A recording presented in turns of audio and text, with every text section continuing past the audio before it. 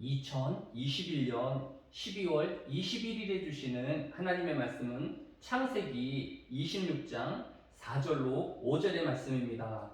구약성경 창세기 26장 4절로 5절 말씀을 봉독합니다. 네 자손을 하늘의 별과 같이 번성하게 하며 이 모든 땅을 네 자손에게 주리니 네 자손으로 말미암아 천하 만민이 복을 받으리라. 이는 아브라함이 내 말을 순종하고 내 명령과 내 계명과 내 율례와 내 법도를 지켰음이라 하시니라. 아멘. 구약성경 창세기 24장 1절에 보면 아브라함이 나이가 많이 늙었고 하나님께서 그에게 범사의 복을 주셨더라라고 하였습니다. 인간은 나이가 늙게 되어지면 복된 삶이기보다 오랜 시간 지친 육체의 이런저런 노화와 질병에 시달려야 하며 또 자신이 자라고 경험한 시대와는 또 다른 세상의 변화에 힘들어하기 마련입니다. 그런데 하나님은 아브라함에게 노년에도 복을 주셨다라고 하였습니다. 과연 아브라함은 하나님의 복 주심으로 그 시대의 어느 사람보다 장수한 175세에 이르기까지 복된 삶을 살았던 것을 볼 수 있습니다. 아브라함의 다른 아들인 이스마일이 135세를 산 것을 비추어 볼 때에 아브라함은 다른 사람들보다 최소 40년 이상을 더 장수하였으며 또 그의 노년이 복되었다라는 것을 우리가 성경을 통하여 엿볼 수 있는 것입니다. 아브라함은 우리 모두가 부러워할 웰빙의 삶을 산 것입니다. 그리고 성경은 그 웰빙의 삶의 비결을 우리에게 교훈해주고 있습니다. 바로 오늘 본문인 창세기 26장 4절과 5절의 말씀입니다. 네 자손을 하늘의 별과 같이 번성하게 하며 이 모든 땅을 네 자손에게 주리니 네 손으로 말미암아 천하 만민이 복을 받으리라. 이는 아브라함이 내 말을 순종하고 내 명령과 내 계명과 내 율례와 내 법도를 지켰습니다라고 하였습니다. 사실 오늘의 말씀은 하나님께서 이삭에게 나타나셔서 주신 언약의 말씀입니다. 하나님은 지금 흉년을 맞아 애굽으로 내려가려는 이삭에게 나타나셔서 명령하셨습니다. 창세기 26장 2절에 보면 여호와께서 이삭에게 나타나 이르시되 애굽으로 내려가지 말고 내가 내게 지시하는 땅에 거주하라라고 하였습니다. 그리고 오늘 본문이 이 말씀에 이어진 이야기입니다. 즉 이삭의 아버지인 아브라함이 장수하였으며 노년에 이르기까지 하나님의 복을 받은 것은 아브라함이 하나님의 말씀에 순종하였고 하나님의 명령과 하나님의 계명과 하나님의 율례와 하나님의 법도를 지켰기 때문이라고 반복적으로 강조하고 있는 것입니다. 이삭은 이제 하나님의 말씀에 순종한 삶과 또 자신이 원하고 계획한 대로 사는 삶 중에서 선택해야만 하는 것입니다.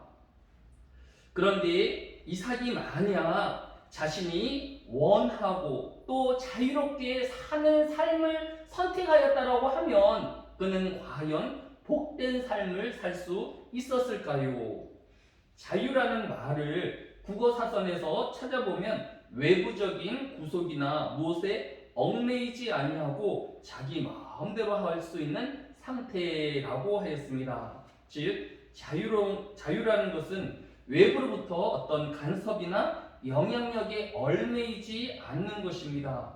또 자기가 원하는 것을 무엇이든지 할 수 있는 상황을 자유라고 정의하고 있는 것을 볼 수 있습니다. 그러나 이러한 자유의 정의는 이 세상에서 오직 자기 혼자만 존재할 때에 가능한 가상적인 정의일 수밖에 없는 것입니다. 왜냐하면 사람은 혼자 살 수 없는 사회적인 존재이기 때문입니다.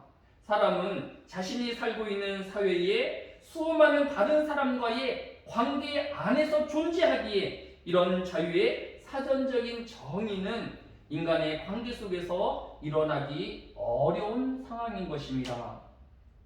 사회의 구성원이 모두가 그 사회의 지배자가 될 수는 없는 것입니다.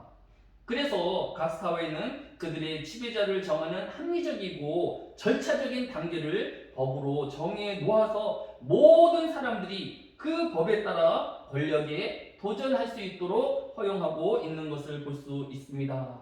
만약 권력에 대한 법이 없다라고 하면 그 사회는 혼란과 소모적인 경쟁으로 전쟁에 휩싸이며 또 모든 사람이 지옥과 같은 현실을 경험할 수밖에 없는 것입니다.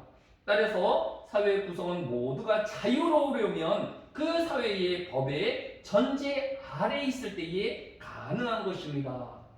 시편 119편 45절에 보면 내가 주의 법도들을 구하여 싸우니 자유롭게 걸어갈 것이오며 라고 고백한 말씀이 있습니다.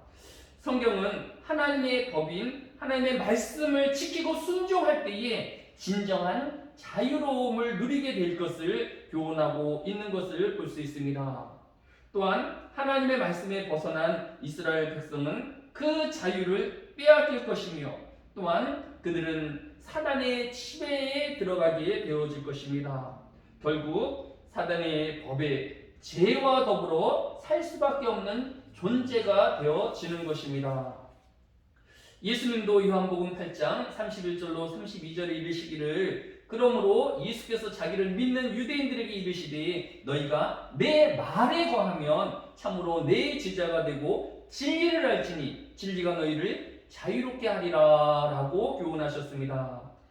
예수님의 제자들은 예수님의 가르침 안에 있을 때에 참 제자가 되어지며 참 자유를 누릴 수 있다는 것입니다. 또 하나님의 백성된 성도는 말씀 안에 있을 때에 하나님 안에 있을 때에 진정한 자유로움을 누릴 수 있게 되어지는 것입니다.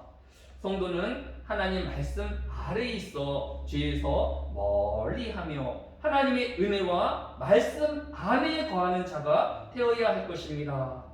창세기 26장 12절에는 이삭이 그 땅에서 농사하여 그 해에 100배나 얻었고 여호와께서 복을 주심으로 라고 하였습니다. 이삭은 자신의 욕망을 또 자신의 자유로움을 쫓기보다 하나님의 말씀에 순종하는 말씀을 선택하여 그 땅에 농사하였습니다. 그리고 하나님은 그의 언약대로 그 해에 100배나 되어지는 결실을 거두게 하셨습니다. 말씀에 순종함으로 시작하게 되어질 2022년은 우리 모두에게 100배의 결실을 거두게 되어지는 하나님의 복된 하루가 되어질 것입니다. 사랑이 많으신 아버지 하나님, 이제 2022년을 곧 다가오게 되어집니다. 이제 한 주간의 삶을 통하여서 우리의 삶이 하나님 말씀 위에 살기를 결단하는 시간이 되어지게 하여 주시고 또 2021년 하나님의 말씀에 또한 하나님의 주신 사명에 얼마나 충성하였는지를 되돌아보며 성찰하는 시간이 되어지게 하여 주시기를 원합니다. 아버지 하나님, 우리의 삶이 후회와 회한으로 남아지지 아니할 수 있도록 주여 우리로 복된 삶이 되어지게 하여 주시고 하나님과 이웃을 위하여 사는 삶이 되어지게 하여 주옵소서. 이 한 날이 바로 그날이 되어지게 하여 주시고 준비하며 또 기도하는 하루 되어지게 하여 주옵소서. 감사를 드리오며 예수님의 이름으로 기도드렸사옵나이다. 아멘.